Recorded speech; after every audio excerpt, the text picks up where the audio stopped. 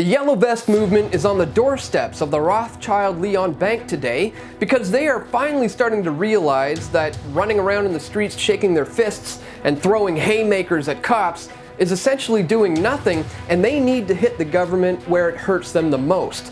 So this Saturday, January the 12th, they're about to do what the banksters fear the most. They're going to trigger a run on the banks.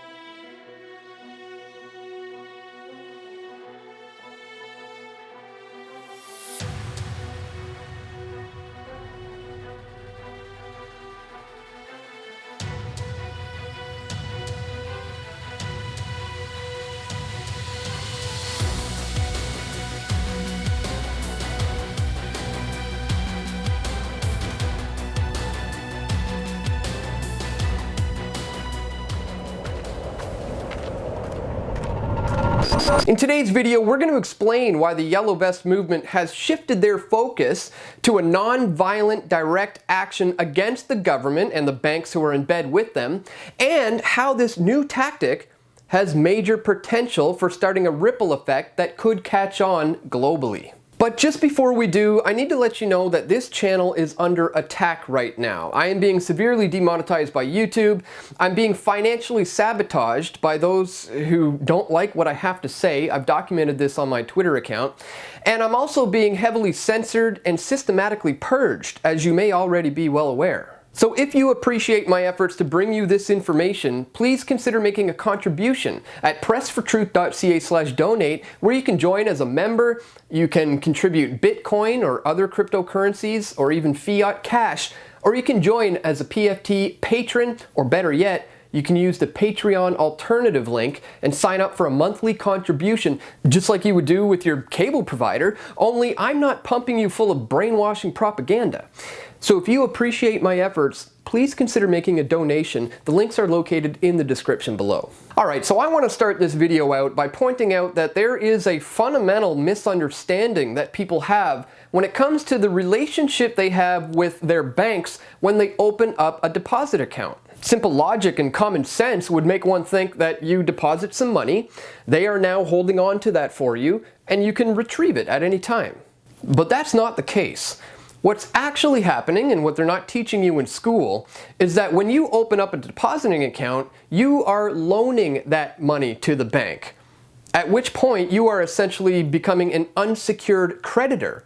Which means if the bank goes bankrupt, typically you would end up at the very end of the line. The people of France are starting to realize this is a David and Goliath battle, and they need to be a little bit more strategic when it comes to actually harming the enemy. The latest demonstration by this Yellow Vest movement has been dubbed as the Collectors Referendum, and they're calling on everyone to withdraw all cash, all deposits in financial institutions in France this Saturday. In a video posted on Facebook, activist Maxime Nicole said, "We're going to get our bread back. You're making money with our dough, and we're fed up." Another activist, who goes by Tassan, has stated that this plan aims to scare this French state completely, legally, and without any violence, yet more effectively than ever expected throughout the history of the Gilets Jaunes movement.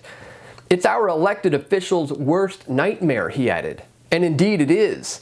The system of fractional reserve lending is designed to create perpetual debt that can never be paid off, and they're just hoping that the people never figure this out. But the people of France are starting to get it. Public sympathy for the movement is strong, with a huge mural celebrating the revolt appearing in one of the most traditionally left-wing districts of the French capital.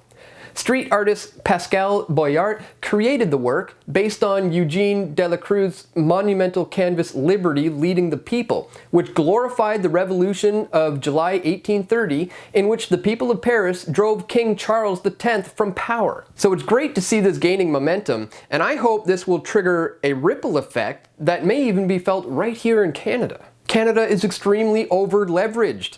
Our housing market is a massive bubble, and the Canadian banks received a secret bailout in the lead up to the 2008 crisis. And today, with the bank holding the interest rates at a steady 1.75, the Bank of Canada is essentially just delaying the inevitable. The bubble is going to pop, and we will see a huge crash. The question is, on whose watch?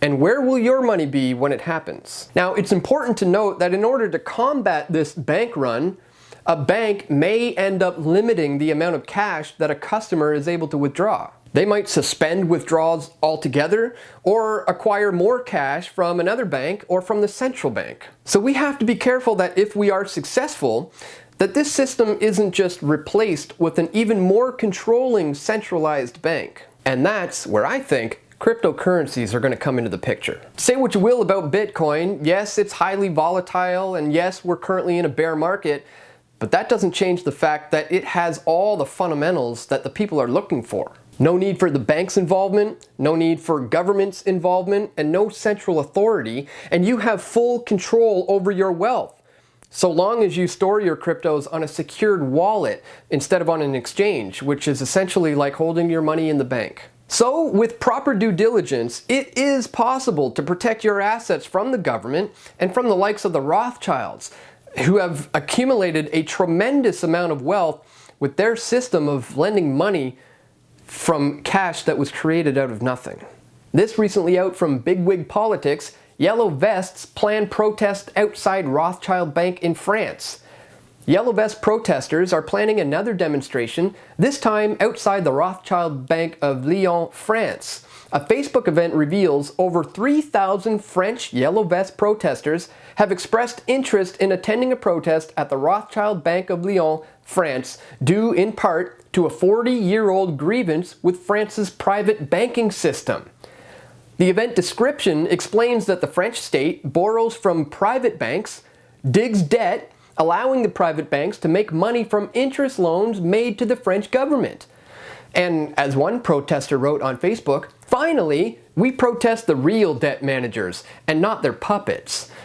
And they are there right now as I am recording this video, so I want to give a huge shout out to all those who have correctly identified the real enemy and who are finally taking action and are hitting them up where it really hurts. Folks, this is really exciting, and I hope it triggers a movement against the big bad banksters on a global scale. But if you're planning on doing something similar, and I do think we should plan a date for a Canadian bank run, it's important to know what to do with all that cash once you've gotten it out. In short, the best thing you can do is to diversify your portfolio into tangible assets, things like gold, silver, art, and in some cases, real estate. Now, this will subsequently require individual responsibility for protecting your holdings, so you may want to invest in a good safe or a vault, or maybe even arm yourselves, because if this is done right, we're going to become the #1 enemy of the government, and believe me, they're not going to go down without a fight. There's a Yellow Vest protest happening right now, today, in Kamloops, BC, as protesters are out in force to welcome Prime Minister Trudeau to Kamloops.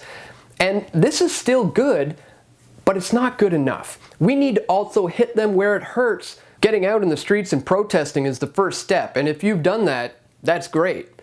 But now it's time to take it to the next level. We need to hit them where it really hurts. So this weekend, let's pay close attention to what's happening in France, and let's begin to mobilize a similar movement here in Canada for a run on the banks. I'm certainly down.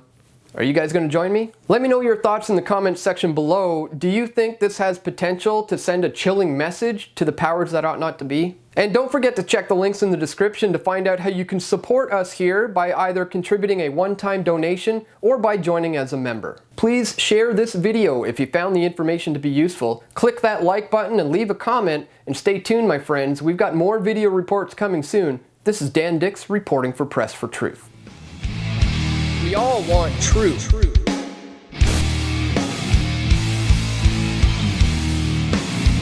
truth will set you free.